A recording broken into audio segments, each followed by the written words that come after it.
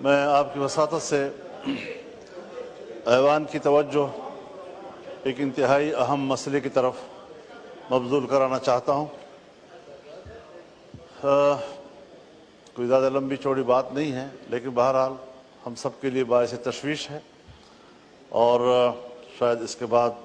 دوسرے ممبران بھی اس طرف متوجہ ہوں اور بات کر سکیں اس کے اوپر۔ آپ کو بھی علم ہے کہ 7-8 مہینوں سے چمن بارڈر کے اوپر ہزاروں لوگ دھرنا دیے ہوئے ہیں اور مسلسل دھرنا دیے ہوئے ہیں، اور یہ مقامی لوگوں کی مشکلات کی بنیاد پر، مقامی لوگوں کے مسائل کی بنیاد پر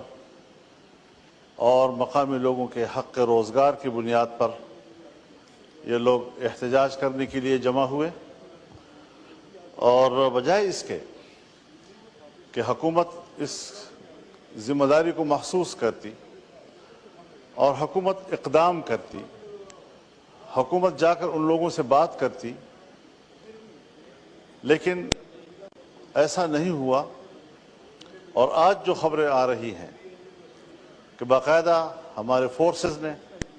ملٹری نے، ایف سی نے ان پر حملہ کر دیا ہے،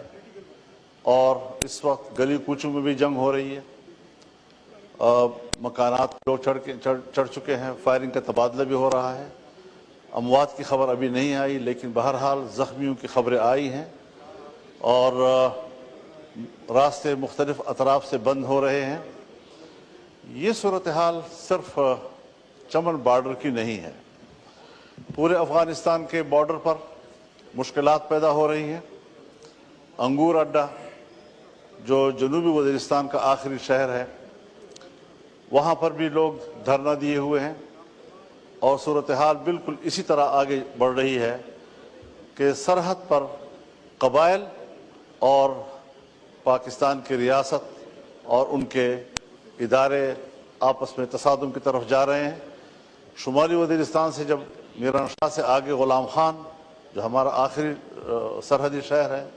وہاں پر بھی عوام کی صورتحال اس طرح بگڑتی چلی جا رہی ہے۔ جمرود کے مقام پر تورخم پر بھی صورتحال اسی طرح بنتی چلی جا رہی ہے،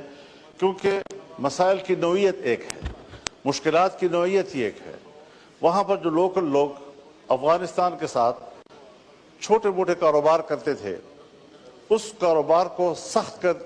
کیا جا رہا ہے، اور یہ کاروبار ایسا نہیں ہے کہ کوئی آج شروع ہوا ہے، صدیوں سے ان لوگوں کے باہمی تعلقات ہیں،